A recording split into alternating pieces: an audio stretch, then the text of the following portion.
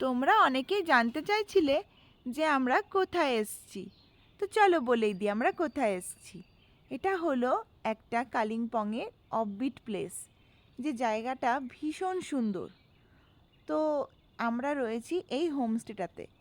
দেখতে এতটাই ভালো লাগছে, মানে কি বলবো।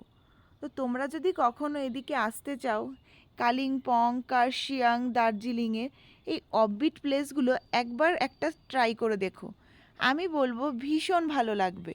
আমরা তো এদিক ওদিক কতই ঘুরে বেড়াই, তো সেগুলোয় প্রচুর লোকজনের কোলাহল থাকে, অনেক মানুষজন চারিদিকে ঘুরে বেড়ায়। কিন্তু এই অফবিট প্লেসগুলো এমনই হয় যেন মনে হয় পুরো অন্য রকম।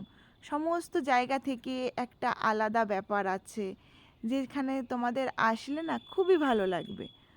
তো আমি রয়েছি ঝান্ডিতে। জায়গাটা এতটাই ভালো, মানে মুখে বলে বোঝানোর মতন নয়।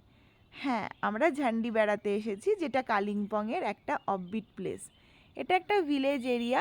সেই ভিলেজ এরিয়ার মধ্যেই এরকম পাহাড়ের ঠিক সামনে এত সুন্দরভাবে সাজানো গোছানো একটা হোমস্টে। তো আমার তো ঘুরতে এসে খুবই ভালো লেগেছে। তোমাদের কেমন লাগলো আমার এই ভিডিওগুলো অবশ্যই জানিও। ওকে, এখনকার মতো টাটা।